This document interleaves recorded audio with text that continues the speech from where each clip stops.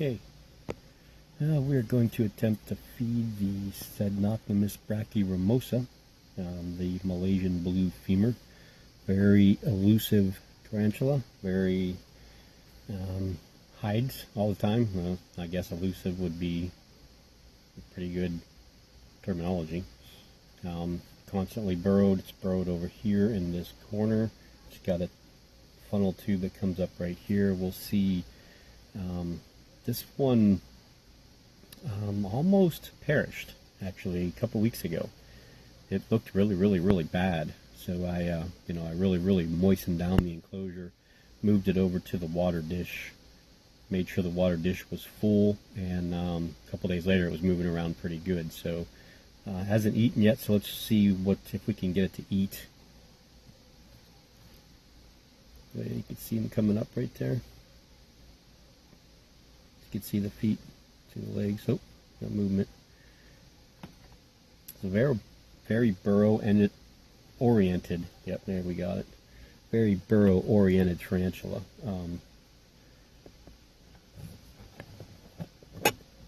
I don't know a ton about them because there's not a ton of information about them, even on the boards.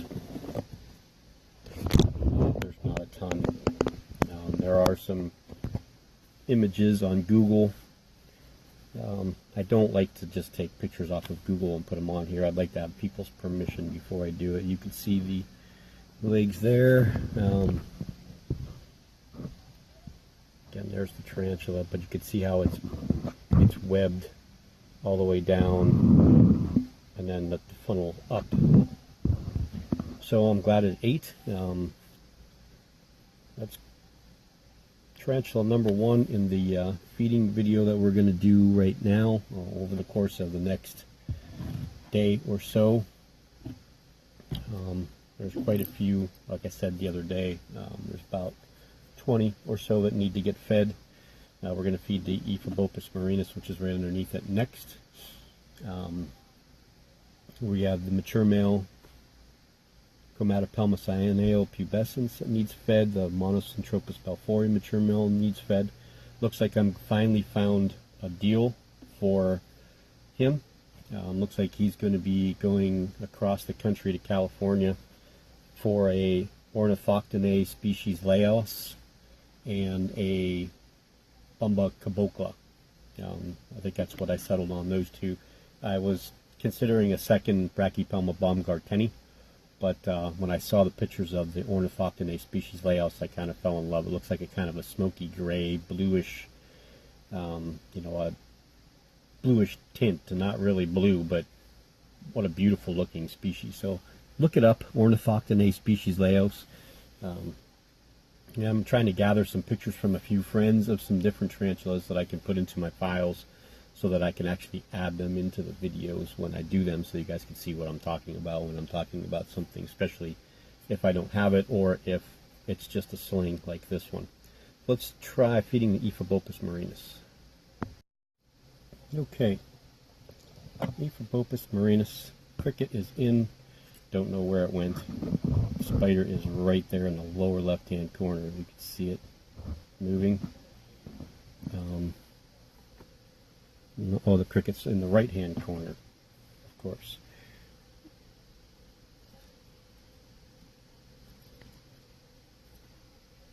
Now I don't know where the cricket is. Oh, it's still there.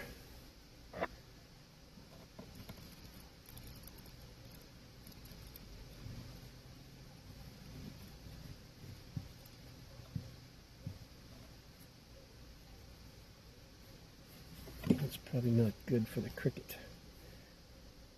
I'm going to give you guys a side view.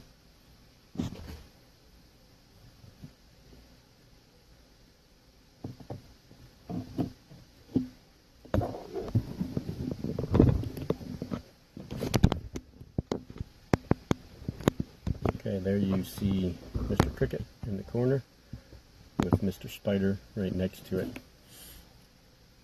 Now we'll have to just see if we're hungry. So far, since I've got this one in, it's been a good eater. I haven't fed it a ton because It molted, then I fed, then it molted one more time. It didn't gain much size in either of the two molts. The last one did get that striping on the legs. It's not prominent yet, but it still looks really cool.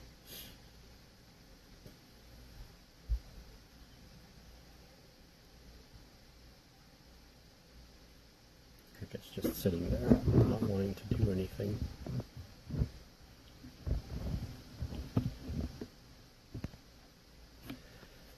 So, let's see, just a couple updates. I don't know if I mentioned this, the mature male Salmopaeus armenia passed away. Didn't last very long. I don't know how long it was actually mature. I thought she had mentioned that it was relatively recent that it molted, but it didn't last very long at all. It didn't seem particularly right the whole time, but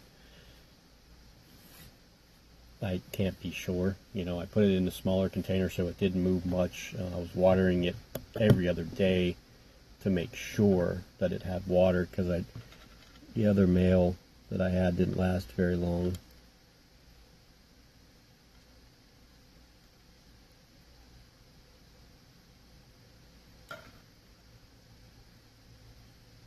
It doesn't seem like we're interested, does it?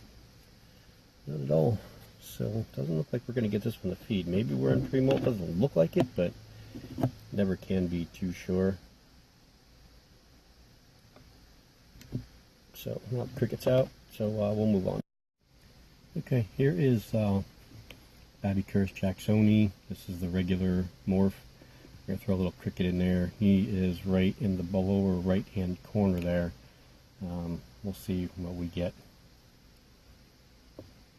We get a cricket that's going to walk all over. I did have my Heterometrus spinifer molted and then died. Not sure what happened. I've never had that issue with a scorpion molting, and then, you know, I mean, I've had it with plenty of tarantulas, but never had it with a scorpion. So that was kind of crappy.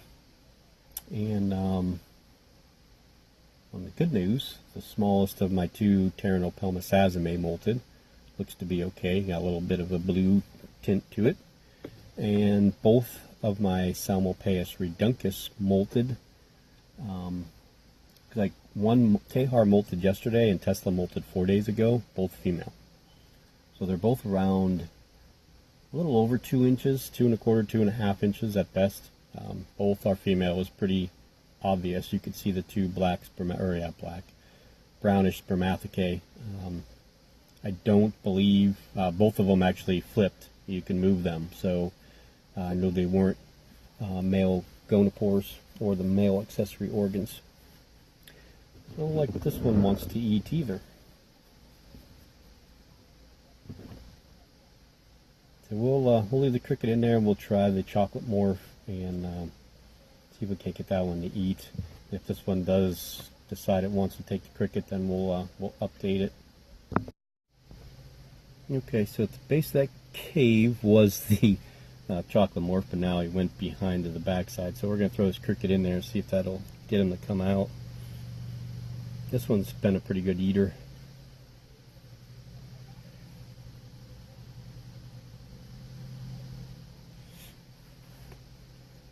Now I'm kind of curious how they sense prey. I would imagine it's probably pretty similar to what tarantulas and spiders do with vibration, but I don't know. You know, I didn't read a ton about them to know for sure if. Nope, looks like we got it on the backside there. You can see my glue marks holding that bark on there, but there we are. That cricket's going to be in trouble. Not going to be, actually is in trouble. So I don't know how often they molt. I don't remember when they molted last time. I didn't write it down. I forgot to add them into the Tarantula app. You can add the scorpions in there. You just, if you have the Tarantula app, which is only available on, I guess, the Google, so it would be the Samsung stuff, I think. You can't get it on Apple, let's put it that way. But there's areas where you hit add tarantula, and then you'll see, genus not listed, so you just type in the genus of the scorpion and then the species of the scorpion, and you can add it in. And it'll act just like, a tarantula. But the app will treat it like a tarantula, so you can keep track of how you feed them and the molting and everything else. And I forgot to add my scorpions into that. I had them in there in the beginning, and then when I changed SD cards, I forgot to put them back in, so I need to put them back in so we can keep track of them. But that's the Babycurus jacksoni chocolate morph. We're going to try feeding the Opisthothalamus walbergi scorpion next, and then we'll get back into some more tarantulas. Here is the Opisthothalamus walbergi. It actually is underneath the bark right now, which it's been out walking around for the last couple of weeks. It hasn't buried itself underneath anything. It fed about a week ago, early last week, so it's been about 7 days or 8 days or so. So we're going to throw a little cricket. I didn't see it eat. I just threw the cricket in. It just kind of walked around, and the scorpion didn't show much interest in it, but the next day it was gone. So I'm pretty sure that it ate it, because I can't see a cricket getting out of these enclosures once they're closed.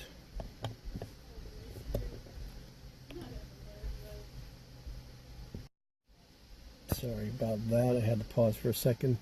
There the cricket is, right at the entrance of the burrow. But he doesn't seem, or she doesn't seem to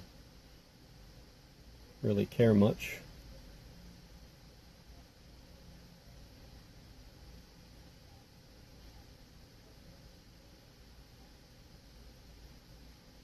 So we'll probably just leave the cricket in there and do the same thing. If I do see him come out to get it, then we'll bring him back out so you can actually see him feed.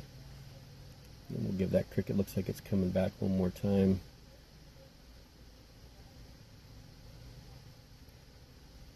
Now the common name for this, I guess, is the tricolored scorpion or burrowing scorpion. I'm not 100% positive on that, but it is a pretty cool scorpion. I mean, I love the jacksonis. They're really, really cool. They're great eaters. This one's also right up there. The Asian forest scorpions are, they're big and they're black and they're bulky, but I just never see them eat. My sons too, they're getting bigger, but I never see them eat. So they eat in private at night. It's just when I have seen attacked a couple times and eat a couple times. So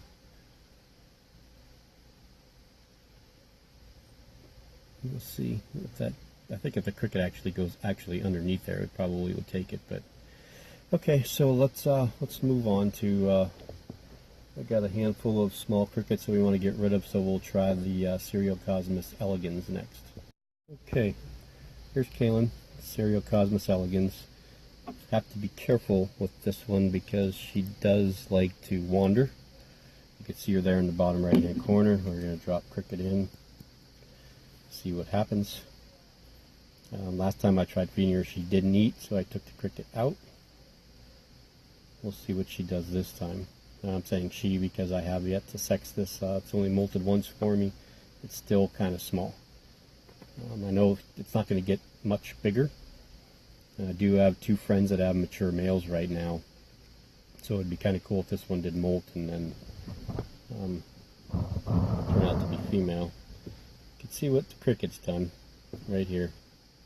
My fingers are dirty.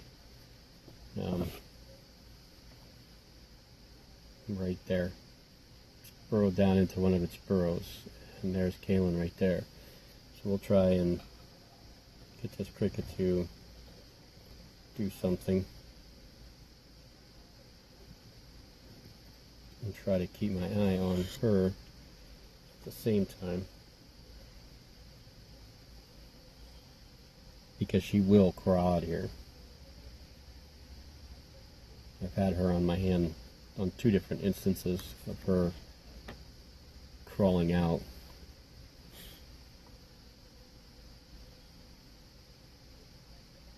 I would think that she would be ready to eat.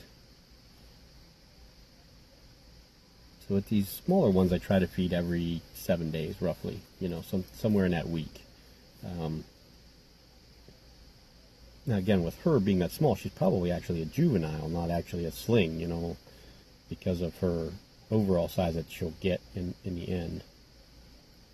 Looks like we're either going to threat pose.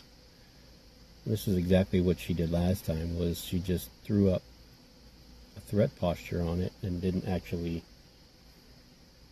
eat it. So I'm going to actually lid her in case.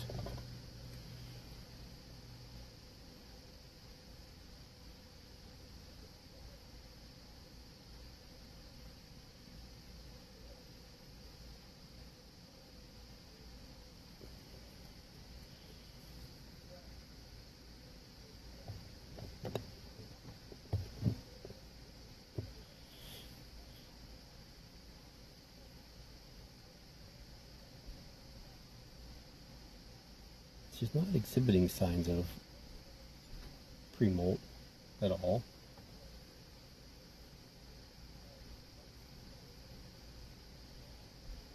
She doesn't look swollen, she doesn't look shiny.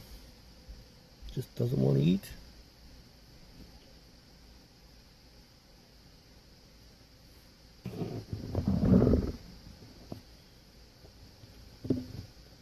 There's a better view of her. Maybe. Can't focus.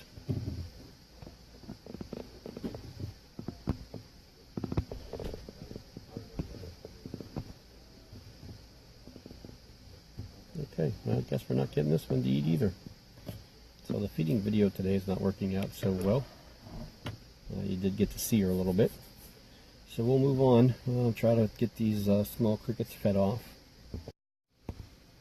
Okay, this one is definitely in my top 10 favorites. This is the Therapocinae species Panama. Never really lets you down when you feed it. Appears to be behind the piece of plant there where it seems to like to hang out. I just put some water in there. We're going to throw a cricket in, and I imagine it'll come out pretty quickly to get it.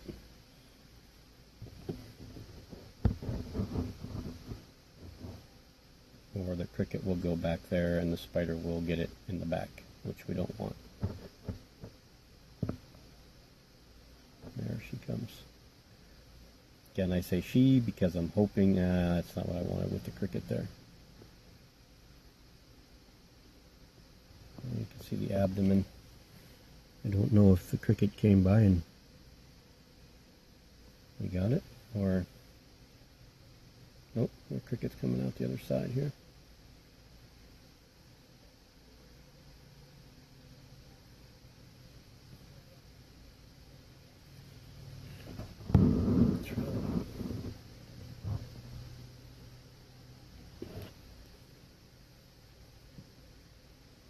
So I found a new tripod that fits the GoPro, and it looks like the attachment on this little tripod will actually fit that taller tripod. So I'm going to go pick that up probably tonight or tomorrow at Walmart. It's like $19 or something.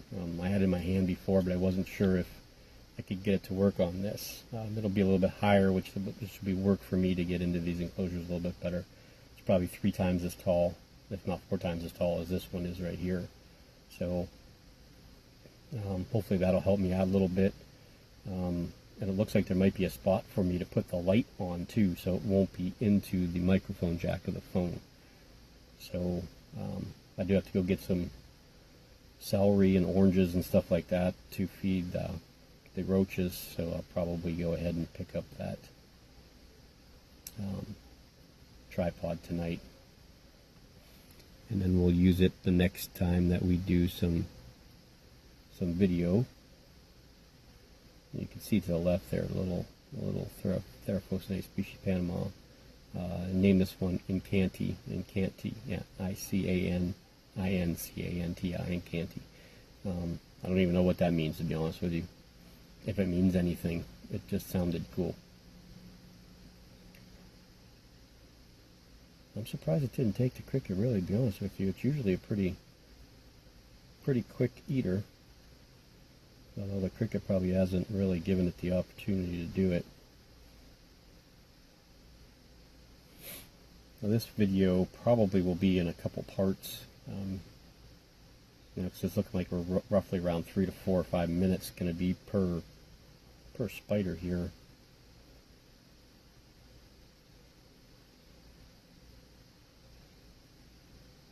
And there may be some that I have edited out. I'll have to decide whether I want to keep them in there. If you don't see the Babbycurus Jacksoni regular morph or the Seriocosmus elegans, they didn't eat, so I may have edited them out. I'll say that now because I think I may have said stuff about them before with other spiders, and then I don't want you guys to get all confused. But you know me, I generally just leave everything in, and if you like it, you like it. If you don't, you don't. I know I have had people say I should edit out the ones that don't eat, or talk less, or compress the video. And because I talk, it makes no sense for me to take, like this video, we're probably going to be at about 5 minutes before it's done, if the spider actually takes the cricket. If I compress the video, then you're going to get parts of me talking and you're not going to understand anything else that I said. This is one of the reasons I don't edit most of my stuff. It just doesn't, it's not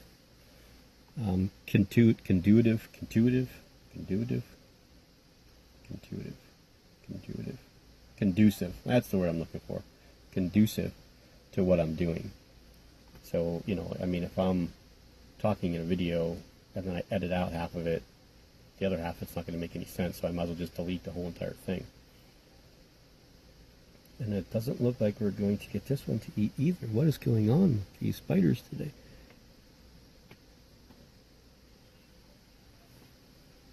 And the backside. Nope. And over here. There we are. There's a little bugger right there. Can't wait till this one gets a little bit bigger. Around 2 inches of them. Really, the colors are going to be really, really nice, and the abdominal pattern is going to be really, really cool. So, okay, well, there's Incanti. Doesn't seem to want to eat.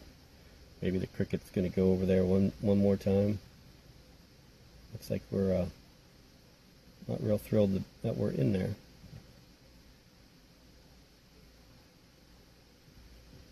What a pretty spider, though.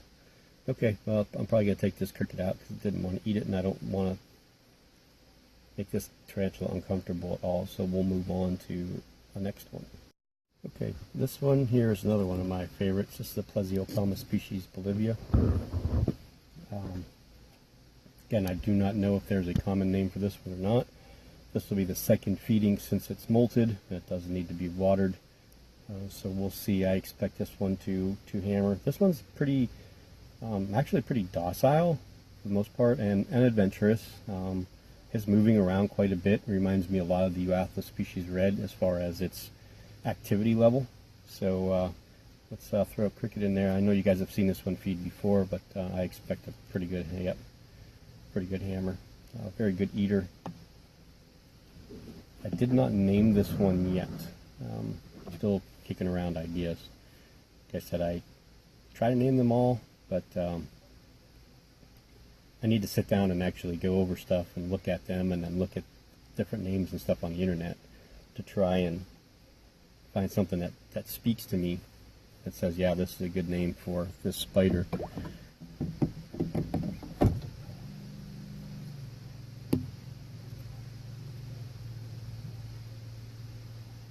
Oh wait, no, I did name this one. Didn't I name this one? Santana. I think this one's named Santana. Yeah, I'm pretty sure I did. Yeah, I do. I remember now. This one is Santana. Plesiopelma species Bolivia.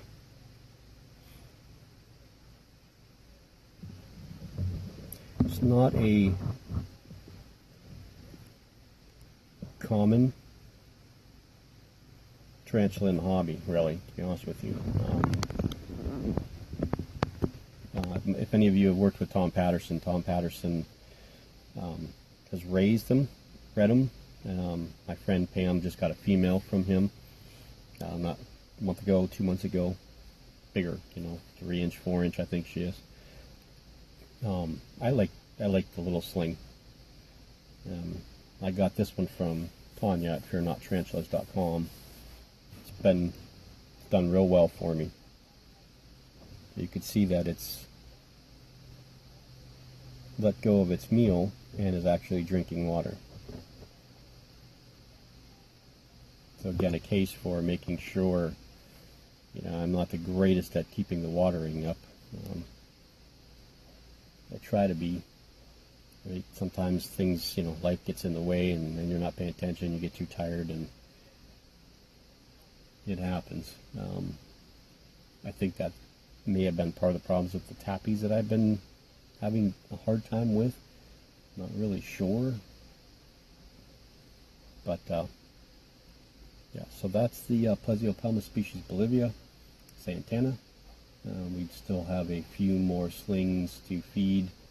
And then we'll end this part of the video and start with some of the bigger ones, like the Grammostola pulchra male, the Nandu chromatus male. We'll try feeding the new Aphonopelma chalcodes male from KC Tarantulas. The Lasiodora paraibana needs to be fed. We're going to try feed the Euathlus species red again.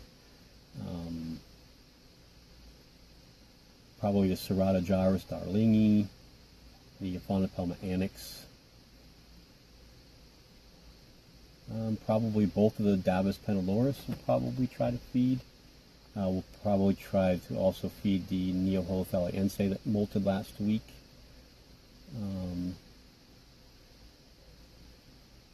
Now there's a handful, like I said. The male, both the mature males need to be fed, the GBB and the M. balfouri. The female Albopilosum that molted last week is probably ready to eat. So let's move on and get rid of finish up feeding these slings. Okay, this is Grammostola pulchra. I had originally called this one Midnight, but I'm not really sold on that yet. So I've thought Darkness is another one, but I'm not really sold on that yet. Another one's name is Norman. So, if I knew this one was a female, I would name it Norma, because I did name the other one Norman after Norman Bates. So it'd make a lot of sense to call this one Norma. But I could also call it Vera, which is the actress that plays Norman Bates' mom on Bates Motel. That would kind of be cool. We'll see. Again, the names aren't necessary, so it's not like anything that has to be set in stone. So we're going to try to throw a cricket in with this one, see if it'll come out. You can see right there. Oh yeah. Yeah, we do. Oh, you guys didn't get to see it. We went off camera a little bit there. Or she. Cross your fingers for a she. I think there's certain tarantulas that you get in your collection that you desperately want them to be female. This is definitely one of them, the Grammostola pulchra. Definitely one of them. That big, black, velvety, beautiful spider. I think this one is one. GBB is another. That you desperately want to have. He's going to go back into little burrow there, to have a girl. Avicularia versicolor, probably another one, Grammostola pulchripes. And then some of your expensive tarantulas, of course, like your Harpactira pulchripes and Monosynthropus balfouri, the Poecilotheria metallica, some of the more, pricey spiders out there. Of course, you definitely want them to be females. To get your money's worth out of them, for what you spend in them, and you want to keep them for a while. So Okay, let's move on. We're going to try Grammostola rosea, but I highly doubt she'll eat. Okay, there's Lana. I went ahead and named this one a female name, and I named the Porteri sling a female name too, Ingrid. Don't ask me why. I thought Ingrid was a cool name. I don't think this one's going to eat. It hasn't eaten in a while. You know how they are. They like to take their time in between meals. But you never know. This one's one of the most skittish spiders I actually have. Oh, it actually took it. Oh, Christ. We're off film again. We're off camera again. Damn it. I'm watching the spider, not watching the camera, because I'm trying to make sure that the spider doesn't come out. Well, I'm glad it ate, though. Even if we didn't get to see the takedown, you at least get to see the walk. Again, skittish. Very, very skittish.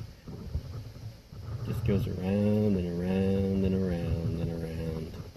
So what I'd like to do with all these ones that are in the deli cup here, this Grammostola rosea, the two that we just fed, the Plesiopelma species Bolivia, the Grammostola pulchra.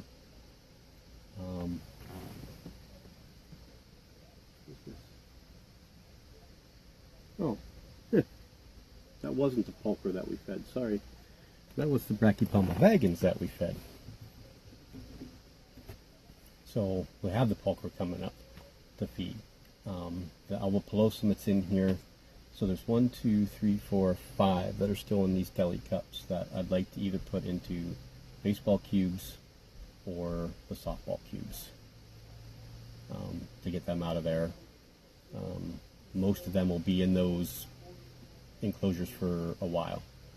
I think this one can go into a baseball cube, so probably could the Bolivia. But I think I want to set the Bolivia up in something nicer, like I did with the Lasiodorides polycuspulatus. So anyway, let's move on to these last two in the deli cups, and then we'll end the video there for part 1 and move into part 2. Okay, this is Juno. This is suspected female, pretty sure, based on the mold, but they could be male accessory organs, so we gotta wait till we get a little bit bigger to confirm for sure. Brachypelma albopelosum hobbyform. Oh yeah. I don't know how I'm not even watching, I just dropped cricket and it hits right in that hole, but you've seen how quick we took it. Albopelosums are pretty good eaters, right up there with the vagans. And the Brachypelma, I think they're the two best eaters out of all of them, the ones that I have anyway. My one Amori is a really, really good eater. The other two are so-so. Baumgarteni is, I think it ate once since I got it. So, okay, let's move on. We'll do the pulchra, and that will be the end of part 1. Okay, so now we can go back to everything that you watched in the earlier part of the video, where I was looking at the wrong enclosure. That was the Brachypelma vagans, of course. This is the Grammostola pulchra. Don't know male or female, like I said. Well, hope for a female. See if it wants to eat this time.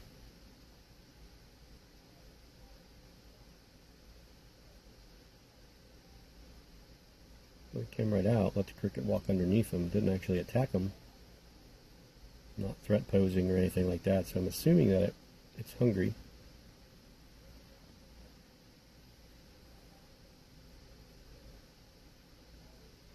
It's kind of keeping the cricket underneath him.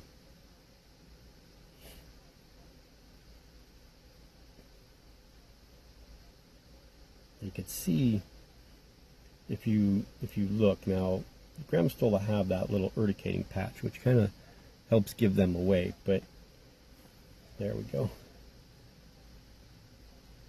Without the proper picture or shot of the tarantulas, especially small, I mean, they all look alike, these little slings. But albopelosums are a little bit hairier, but that's when they start to put on just a little bit of size.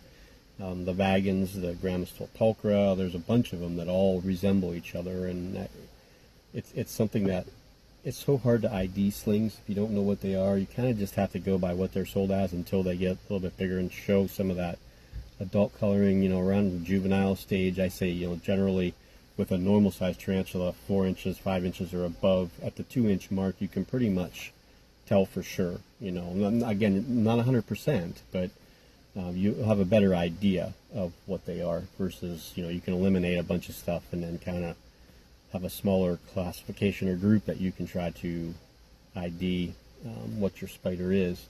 We've had a rash of those on the sites lately where people want sling IDs. We don't allow that on tarantula keepers.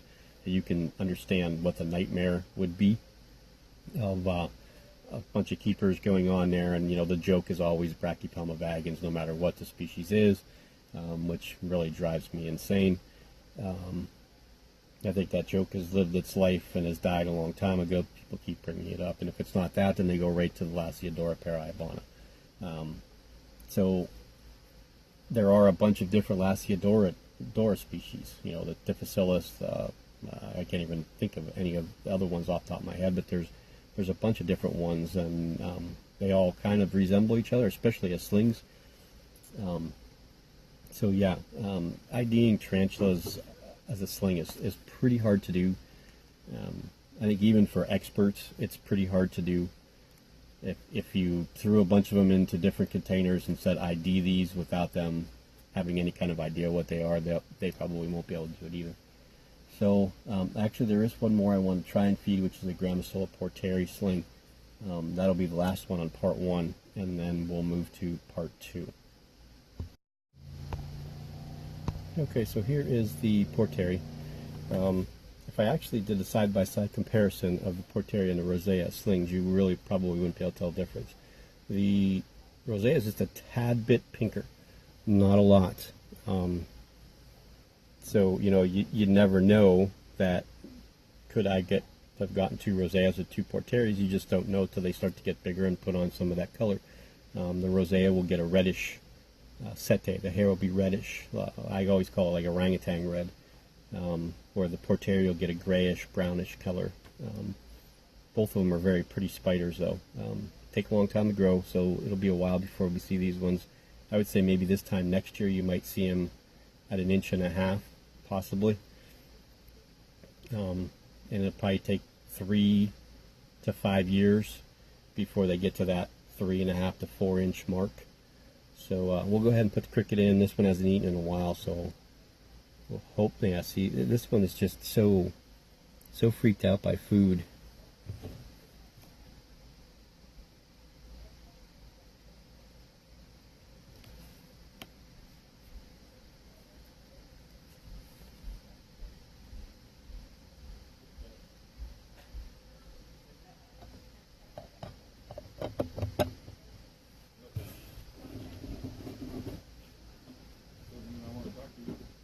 You can see the spider there and crickets down here.